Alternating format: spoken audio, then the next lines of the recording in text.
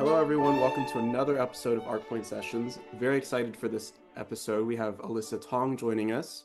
If you don't know some of the big things that she's already done, she's the director of the String Insiders organization, and has created many different music programs and is doing a lot of admin work for big programs as well. So, welcome. Thank you, Jacob. Thanks for having me. Yeah, of course. It's my pleasure. So, I guess just as any classic interview, you want to tell a little bit about your background, how you've gotten this far, what you started with? Yeah, sure. Um, I started doing administration. I mean, most of what I do is administrative these days. I played violin. I don't play as much now, but I still gig around sometimes. But I was playing violin in college. I went to the University of Illinois at Urbana-Champaign for my undergrad, and then I went to San Francisco Conservatory for my master's. When I was a junior in college, I had this terrible tendonitis injury, and the doctor said that I couldn't play for 6 months. And so I was really just like beside myself. Like I had no idea what to do with all my time. There's a lot of baking cookies. And then my mom actually said to me, like, oh, maybe you should consider running an online conference. She had just attended an online conference and she thought it was super helpful. And I thought to myself, that's way too much work. Absolutely no way. And then I just got to a point where I was bored enough that I said, "Fine, like I'll do it." And so that was the beginning of the Strings Virtual Summit, which was this online conference that was sort of podcast style, but I did 30 interviews with faculty and musicians from all across the world. Mhm. And that was kind of my first foray, I guess you could say, into the administrative world. And so that was November 2019. Sorry, November 2018 is when I started putting that together, and I released it in August 2019. That's when I started my String Insiders account, and I did all of the marketing for it, made all the graphics, put together a website, and hosted this. So it was free, and so anyone could watch during the week that it was happening. And then if you wanted to have the videos for after, then it was you would just pay for to have access after.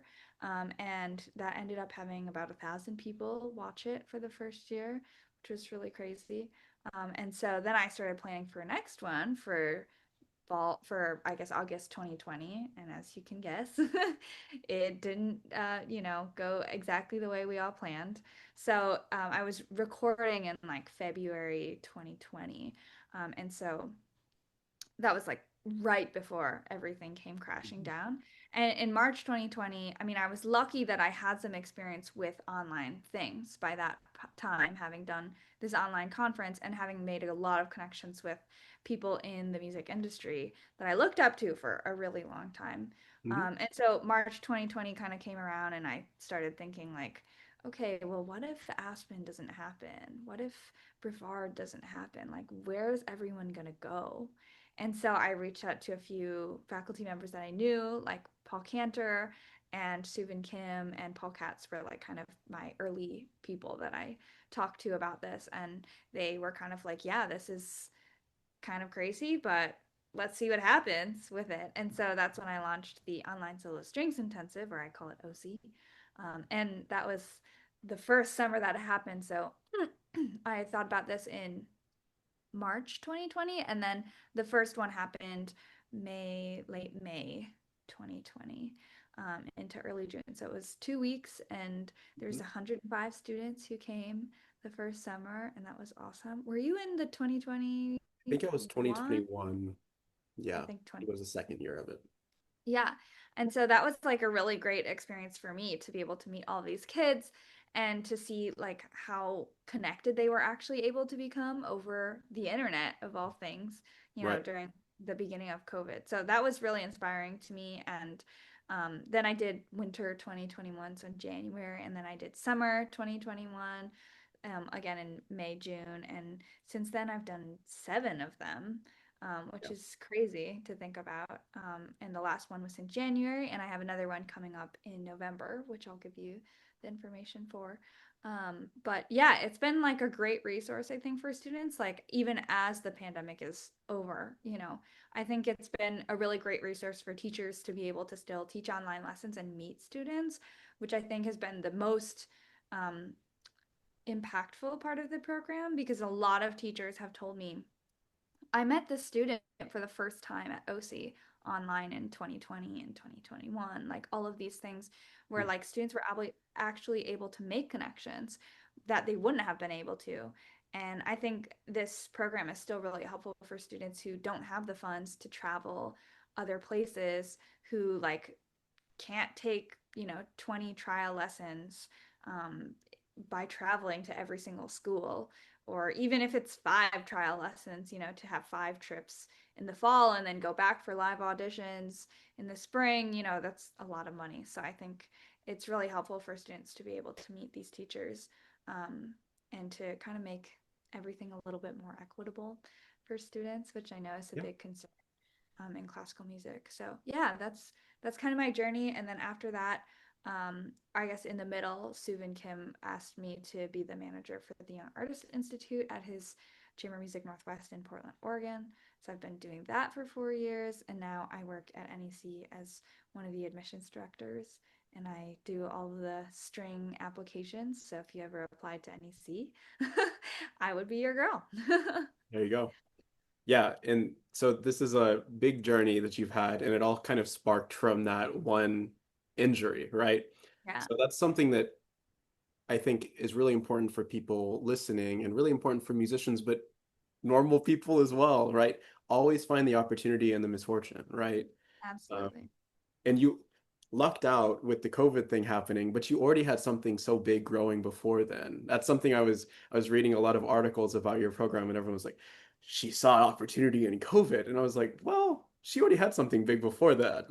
Yeah. No, it's true. It's true. I mean, I think it was the timing. Yeah, you're right. The timing was kind of lucky that I had that experience with the online.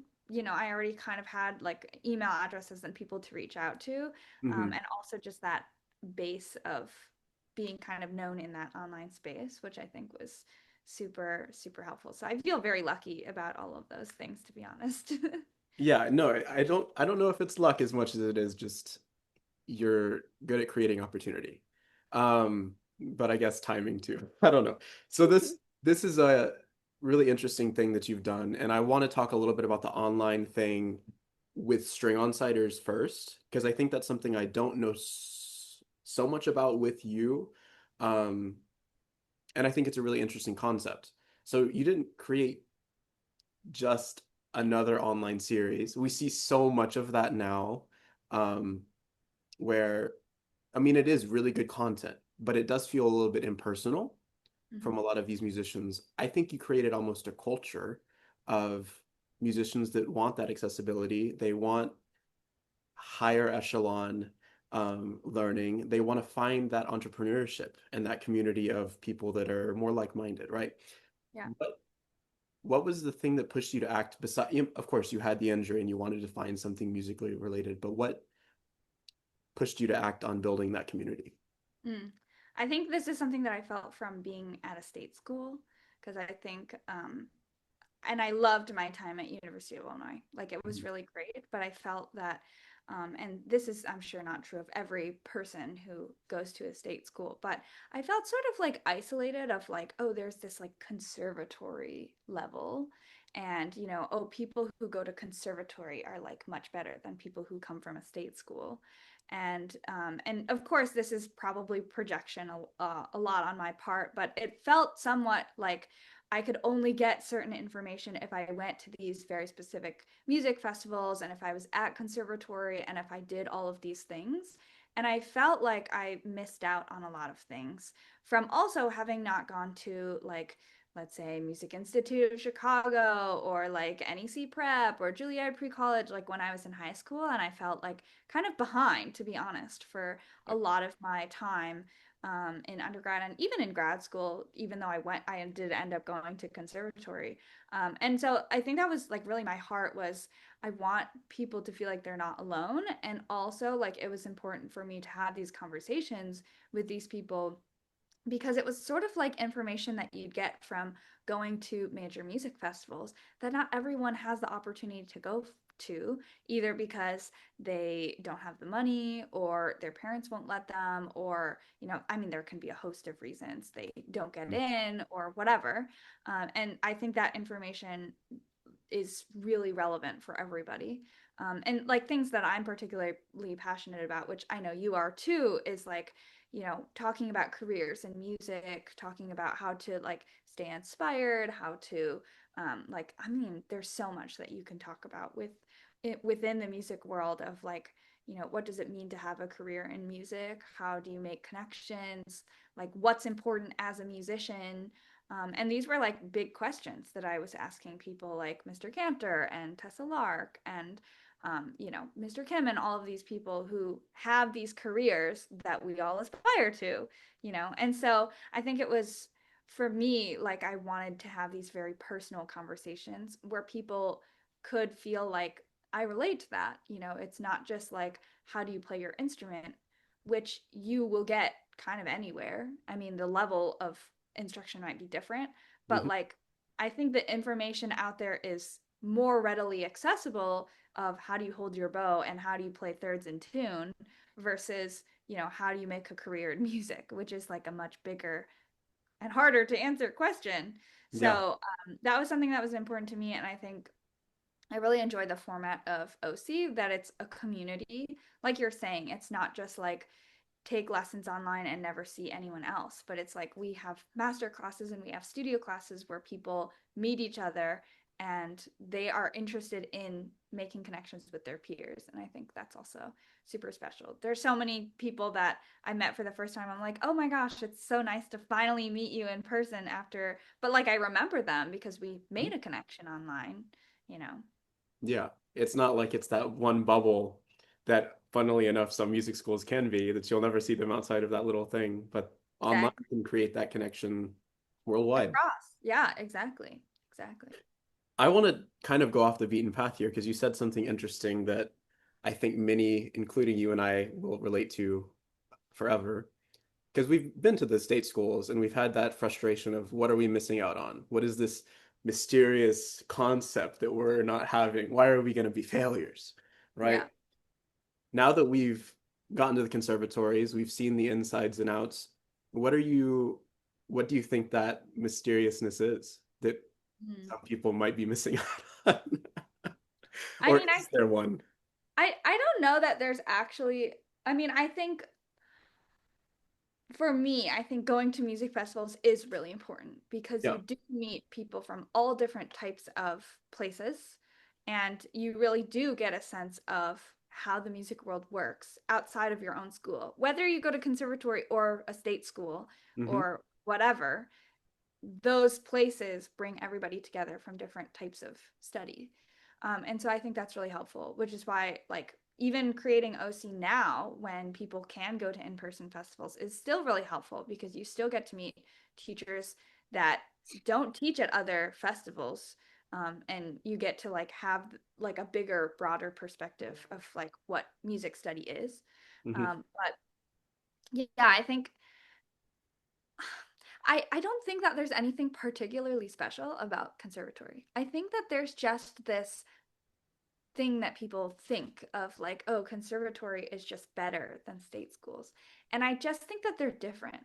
I think that the use of each thing has its own purpose. Hmm. If you know you want to be a musician when you're 17, 18, and that that's all you ever want to do in your life and that's what you want to spend 100% of your day on, then go to conservatory. Like I don't see a reason why not to. If you're not looking for that and you're looking to do other things and you're not sure if music is the end all be all for you, then you can go to state school. You could go to state school even if you know that music is the thing you want to do for Hmm. the rest of your life, because there's no reason you can't do that. I think conservatory is a little more narrow than state school, right? So like state schools, you have more opportunities to like add another major or take extra classes outside or whatever. Um, sometimes state schools don't offer very specific classes that you might get at a conservatory. Like when I was at SFCM, there was a class about Beethoven string quartets, but we also played each quartet every week in class. Hmm. And those sorts of classes might not exist at a state school because like they just don't have the resources for like very specific, like a playing plus theory kind of class. But I mean, there's I don't know. I don't think that there's a right answer. I don't think that conservatory is special per se. I think you can learn anything anywhere, but you have to seek it out. So at conservatory, it might be a little bit easier to find some of this information just because everyone around you is doing the same thing. When Hmm. you go to state school, inevitably, I hope you'll make friends with people outside of your major. And it might be a little bit like you have to seek out the information that you're looking for. But that's why I think music festivals are kind of like the thing that brings everyone together. Yeah, I think Because this is an important thing because the biggest thing is that community, right? Outside of the community aspect, kind of doesn't matter where you go. The resources are going to be there. And I think you're absolutely right. Conservatories have that pinpointed, this is how we have really good practice efficiency. This is how we get performing gigs and blah, blah, blah. And university might have that entrepreneurial pursuit that you're self-motivated to get. I think it might yeah, take that self-motivation that's the most important. totally, I've totally. heard so many musicians, colleagues of mine, younger high school people that are like, oh, I don't want to go to X state school. I won't have a chance at a career. And I'm like, no, no, Yeah. no, no, no, no. Especially if you I can mean, it avoid debt. depends on what kind of career you're looking for. Like, if you're looking to be the next Hillary Hahn, like, to be honest, you won't, it's too late for you, like, in any sense. You know what I mean? Yeah. Like, if Yeah. you're going to school and you didn't start at Curtis at age 14, like, you know what I mean? Like, Yeah. it's kind of, that's kind of maybe a lost cause. Unless you're like a journalist or something, but Yeah. yeah. But not to say you can't make it as a career soloist if you're, not Hillary Hahn. But it's there is no one size fits all. Exactly. Yeah, yeah, yeah. So you have made the online parts, and I also got to get a little taste of the in-person intensive, I guess. Is it you do call it intensive? Yeah. As well. Are you still doing that? I haven't done it in a few years, mostly Okay, because I'm not stable. I'm stable. I'm not stable in a location. And gotcha. so something that I really want to be um yeah, like if so, let me back up a little bit. I Okay. did run IPSY, which was the in-person strengths intensive, for 2 years in 2021 and 2022, and it was very small chamber festival. And the Rolston Quartet came to coach one year, and the Verona Quartet was the coaches the other year. Um, and that was like also super rewarding. And it happened in Dallas, Texas, which is where my parents are based. And I think like for me, I would want to be deeply involved in the community if I were to host another festival Hmm. and like in person. And at this point, like I don't really know where I'm gonna be for the next, 5 years. And so that's really what stopped me from putting roots down because that was sort of like tail end of COVID where I was like sort of in between here, Dallas, and also San Francisco, where I ended up going for my master's. But like, I would be open definitely to starting something, but it would have to be somewhere where I feel like I can contribute to the community and I won't just like move in a few years. Right. And I think that kind of segues perfectly into what I was going to ask, because I remember a big part of it when I was there. I was just subbing in for a violist that couldn't make it on time, but I saw the connection already from the online intensive to the in-person intensive with the people you knew and networked with and connect. They got to see their faces. There's a lot of people from San Francisco. There were some people from Canada. There were some people from where else? Some places on the Yeah, Northeast all already, New over. York. Yeah, all over. And of course, we picked Texas, the biggest and best state of all. Kidding. Everything's bigger in Texas. Everything is bigger, even the Airbnb. Um, but the biggest thing I saw was the connection of engaging the community. And I really enjoy that aspect because there was like a speakeasy, it was not the traditional turn off your phone, be silent, don't clap here, don't clap there. type of thing. And the seating was more communal. There was, food and everything involved. And that's something I haven't seen so much of. Maybe because of the pandemic and everything. I know we're only like 3 years out, really, but I think that's such an important thing. So when you do find the roots, I think that's super cool to do.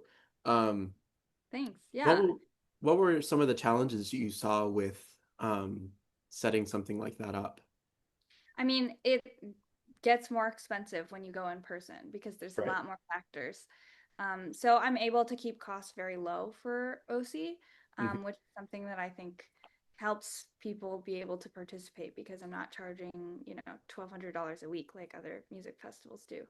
And I wanted to keep that same feeling with an in-person festival because it is expensive to have to find a place to stay, to hire the faculty, to worry about food and all of those things. It just gets really, yeah, expensive really quickly. Hmm. And so that was my biggest concern is like, how do I make sure with the budget that all lines up? And because it was the first year that I had ever run it, I didn't have like a base of donors, of patrons in the area that I knew. And I knew Right. some people for sure, but it wasn't enough. And I was really there for not really for the concerts. Like I think a lot of organizations bring in students so that they can throw great concerts. Hmm. And that wasn't my intention because my intention has always been on the educational side of things. Hmm. So even if no one showed up for the concert, like that wasn't my purpose, was to have like a huge audience. It was really for students to have great coaching, to have a great chamber experience, and to learn a lot, and to have that community because you have to be in the same place for however long that was. And so I think that's something that is different that when I set this up, that it was like without the patron in mind, which I think is very backwards, honestly, from what a lot of other places do, because a lot of places rely on donors to Yeah. make their programs run. So it was a very lean kind of DIY program, to be honest, the way I did it. But I think it was those things were important to me, and so I was able to balance the budget in a way that prioritized that educational aspect rather than focusing on like the donor experience. So that brings a whole other, thing into play that I would want to explore in the future. But at the time that I ran the last IPSY, it was just kind of like this is the portion that's really important to me. Yeah. No, and I think that's super innovative because a lot of people I think still care way more about the budgeting and the public outlook than the actual internals. Saying that, gone to more festivals now, and I'm not going Yeah. to name names. But there's such a unique thing. I'm going to plug the Dali Fest, the Dali Quartet International thing. This has a very similar vein to what IPSY was, where the schedule was more about talking with the other musicians and the community, like going out to go get. I remember you guys went out to In and Out to introduce everyone to that food, In and Out versus Whataburger or whatever. Those types of like fun things where it's like it's not music at all, but it's still making friends in that bond. Dali Fest was just like that, and I think that most people had to pay at most 500 or something, $300. It's amazing. It's exactly what you were talking about, that donors, the friends that are giving because you have that community rooting, or root in the location. Yeah, That's exactly. what can power all of these great summer festivals. And the festivals that aren't doing that, frankly, probably care more about the money than the education. Yeah. Not not to demonize them, but I think that's a very common thing, and that's why we have so many festivals out there, is it's more about the money. So let's talk about your 501c, right? You've developed um, different programs. We've talked about that. You've built a community, and you've put it under this 501c. What what have you learned about building all of this infrastructure, especially what I think at 19, 20 years old, um, for like budgeting, nonprofit growth, um, strategy for making it more well known, or trying to the ethics of it all? What are something you wish more musicians or frankly anyone that's trying to start a 501c or business should know. Yeah, I mean, I think when you're young, you have grit and you have risk. And I think those are good things. I think for me, like the older I get, um, the more, sorry, the more I'm like risk averse. And I have been thinking about this recently, like how can I continue to be a risk taker? Because Hmm. I was a risk taker for so long of like, I'm just going to start this and see what happens. I'm going to get these people on board and like, we'll see if I fall flat on my face. Like, I guess everyone knows that I did, and I think that's been like something that I want to bring back into my life because I think when you're young. Take advantage of that where you don't have people that rely on you. You don't have like a jaded outlook on life. You can kind of just like grab the bull by the horns and just go for it. And I think that's something that I would want people to do. Like, I always say it's a calculated risk. Like, I always took calculated risks. It wasn't just like, I'm going to do something and just hope and cross my fingers that it's going to work. Right. Like, do your homework with the budget, do some forecasting with like how many students do I need or how many patrons do I need or all of these things. I always tell people work backwards from your budget. So I want to be able to make $5,000 from this enterprise, and if I assume that X amount of people are going to come, then what is the ticket price that I need to charge with all of these expenses? Or if I have this these expenses, how much do I have to raise, rather than saying, okay, well, I'm going to make this ticket price this much and then hope that I make some profit. Kind of work backwards. That's how I always like to work because you want to make sure that your enterprise is also profitable for you. It doesn't have to be $5,000. Like maybe it's $500, maybe it's $25. Like maybe you just want to like break even. That's fine. Hmm. But like always work backwards from what you want the end result to be, Yeah. because otherwise you go into this just hoping for the best rather than like, this is my goal and these are the steps that I'm going to need to get there. I need to set my ticket price at this in order to break even or make $5,000 or whatever it is, $20,000. Like, shoot high, I don't know. But always, like, I think working backwards is really important because people kind of work forwards. Like, here's all my expenses, and then I'm just going to hope that this all works out. And it's like, no, you should make sure that what you want to get paid or what you want to pay your faculty is like primary, and then work backwards to what you have to charge and Hmm. those sorts of things, which is honestly why I think so many festivals are expensive, because they're prioritizing, this is what our profit's going to be, or this is how much we're going to pay the faculty, and then that cost gets passed on to the students. And although that's painful, you can take a page from that book and not undersell yourself with what you want to get from the experience of whatever you're creating. So I think that's really important. And then I think, yeah, just taking risks, just go for it. Don't spend too much time planning, like plan, but like you don't have to wait a year to make your idea happen. Start having conversations, run a test concert before you file for nonprofit status. Like go for it, because I think I see a lot of people who have these great ideas and they come to me and, oh, how do I start this? What would I do if I wanted to start that?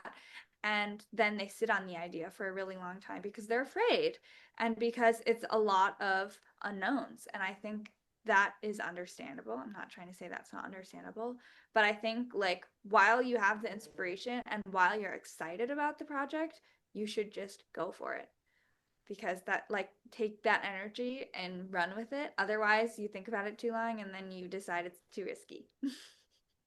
Yeah. If you think about anything too much, you're going to find an excuse not to do it, right? Exactly. Yeah. Exactly.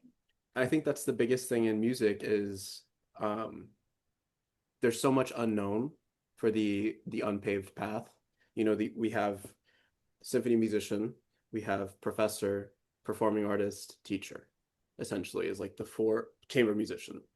Yeah. Good luck. Getting a symphony job is harder to get into that than a med school. Being a teacher is freelance work, and not everyone really wants to rely on a realistically unstable income. Yeah. Um, all of these things that are paved out, but really not so much. And then we have the unpaved path, what you do, what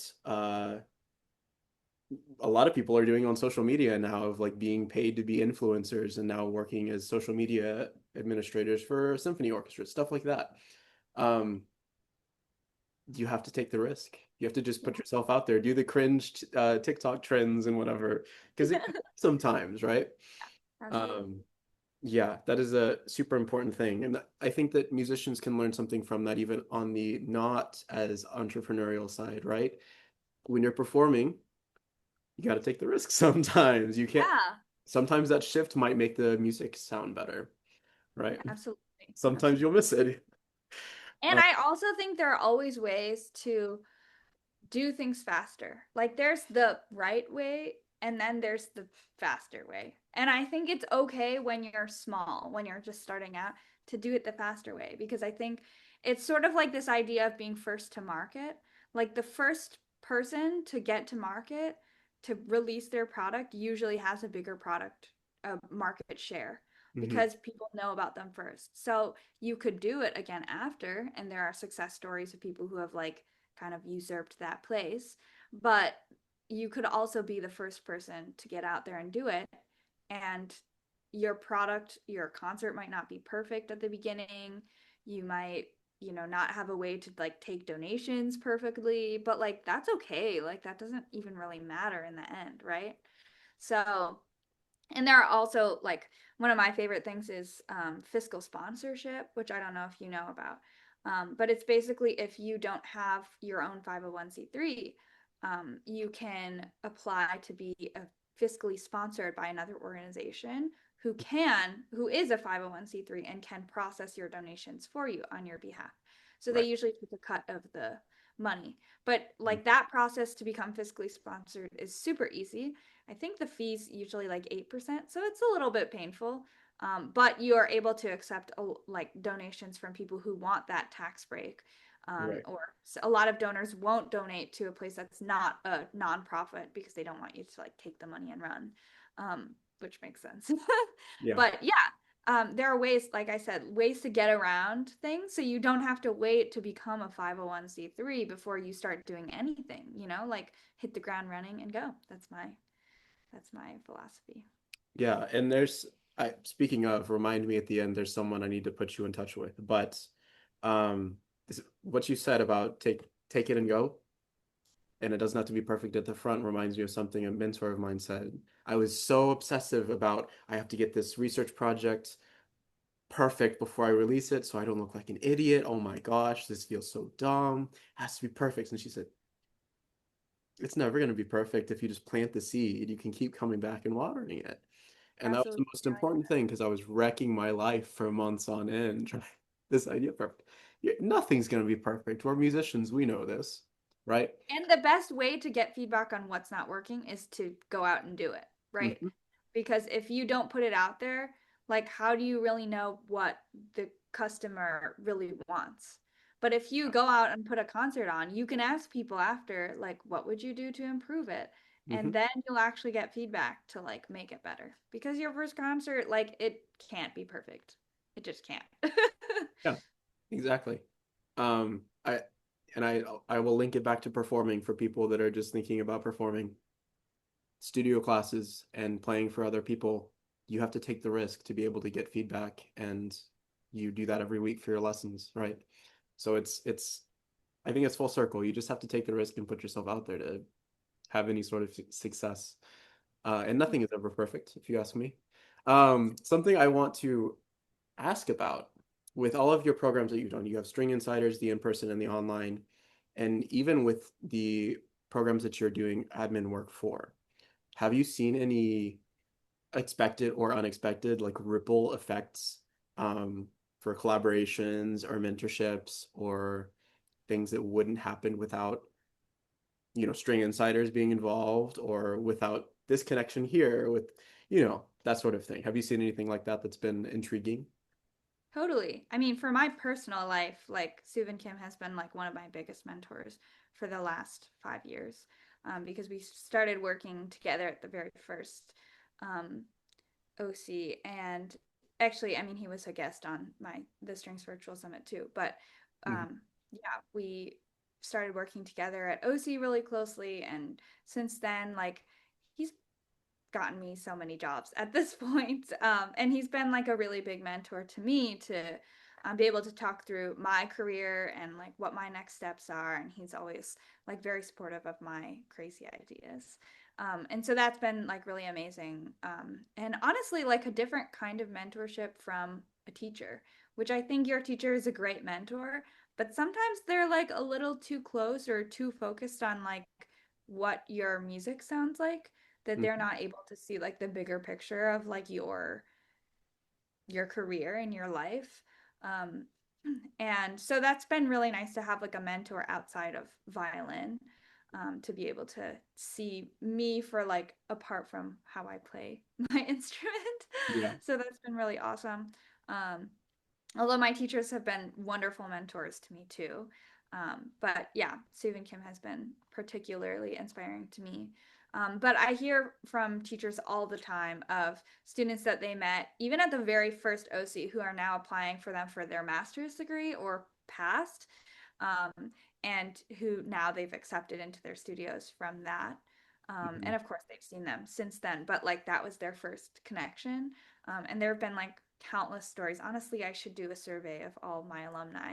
I think at this point there are over 500 students who have attended OC, which is like amazing numbers for me. And so I should really go back, and I know some of people who studied with people that they met at OC, and those are always super amazing stories to me. Yeah. No, I think it's even I have seen the ripple effects of a lot of things. I mean, I remember seeing Yvette at the first in-person thing with all of that, and now I'm seeing her do all of these crazy performances and like featured at Yeah. us. Like, oh my gosh, and it's like, oh Has my, a job at the San Francisco Symphony now. exactly, like crazy stuff. So it's cool to see the growth of all of these younger musicians and wouldn't be possible without your programs. I think that's a testament there. So yes, do the surveys. I think it'd be cool. Yeah. Maybe it'll get your programs on the maps for the people that don't know it even still. Yeah, very cool. Um, so something that I've been doing for the past, how many episodes have I done? 5 or so episodes now, is a resonance moment with the pun intended, of course. Um, and it's supposed to kind of function as a time capsule. So something that is churning within that you're chewing on. It could be about the risks that you're saying you're more risk averse now. Um, with Imad, it was a quote that his mentor told him about and has stuck with him. Um, with a previous guest of mine, Rizwan, it was about how you should always take yourself in your true authenticity and not ever budge, stuff like that. So words of wisdom are something that's really stuck here that you can look back in a year or two and be like, oh, that's where I was, and people that might be having the same thing can resonate with. Do you have anything like that? Yeah, kind of similar to this risk aversion thought. I had another mentor tell me, because I was asking her, how do I know if I should stay in this current position or Hmm. move on? And she was telling me that essentially you should always be trying to learn. And if you're still learning something in your current position, then stay there. But if you're not learning things, then it's time to move on. And I think that's something that I've been thinking about a lot recently. Also, like, I think this is applicable for people who are looking for their next steps. Um, are you learning things? Are you continuing to grow? Are you being pushed? Are you being challenged and motivated? And I think this kind of comes back to like risk aversion. A lot of us are would prefer to be comfortable Hmm. and prefer to like not be in a difficult situation because it's just easier that way. But are you being challenged and motivated? Are you learning things in your current place? Because if you're not, then it might be time to look for change. And I think change can come in a lot of different ways. It doesn't have to mean moving across the country or going to a new school, but it can mean changing things around you, changing your routines, changing the people that you hang out with, changing your job maybe, but staying in the same city, or changing your city. Like there are so many things that you can change, but looking for that to make sure that you're always learning and growing.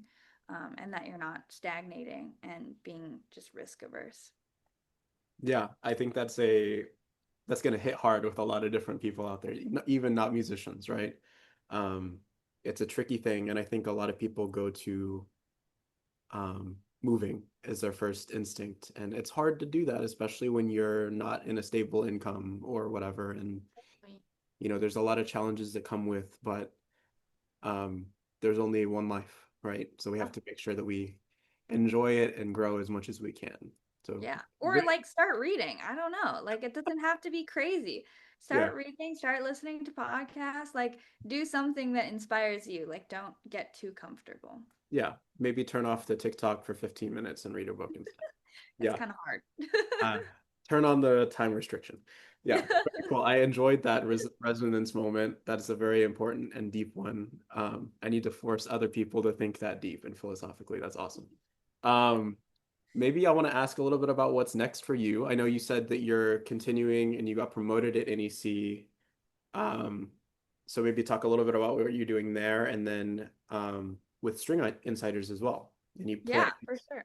So, I work in admissions. I'm one of the associate directors at NEC. So, I'm currently doing a lot of the recruitment strategy and marketing with them, and that's been actually a really great creative exercise for me to think through because I have to do a lot of recruiting for OC, Mhm. and so that's always something I'm thinking about. But my next plans for OC are a November OC. So if you follow me on String Insiders on Instagram, you'll be able to see when that stuff is announced. My website is currently down for maintenance, but you can eventually go to stringinsiders.com to find information about that program. It's actually going to be a little bit different from how the format normally is because this year we're going to really focus on meeting teachers for future, for either this fall if you're a senior or for future if you're younger than that. Maybe you're a freshman in college and you just want to start, or you want a different perspective or something. So it's open to anyone, but with a focus on like applications and meeting teachers. And Mhm. so that will be pretty long, actually. It'll be over the whole month of November. So it'll be over 4 weeks. And you can take up to 4 lessons with different teachers, maybe more. We'll see. But you can take lessons with different teachers, and you'll just apply by studio for the teachers that you want to study with. And there will be studio classes and master classes and panel discussions as usual, which I think honestly are my favorite part because you get to hear directly from faculty. How do you practice? How do you juggle life? How did you get your first job? You can ask all sorts of questions, and the faculty, I think, they're very open. And honestly, I've never had a conversation with faculty like that, where I've been able to just ask them questions about their life and career. So those are really special moments. Yeah. But yeah, applications will be opening soon, so feel free to check that out. Very cool. So stringinsiders.com will That's be right. up soon, and then String Insiders on Instagram. Anything else you want to plug? No, I think that's all. All right. Well, very cool. I guess we'll wrap it up. I won't keep you much longer. So thank you so much for joining. Hopefully you guys enjoyed the episode here. Be sure to check out Alyssa on everything. And if you want to go see her at the different summer festivals, she probably has them listed somewhere too. All I right. do. I kind of travel around a lot, so feel free to say hi. But thank you, Jacob, for having me on. It was great to talk to you.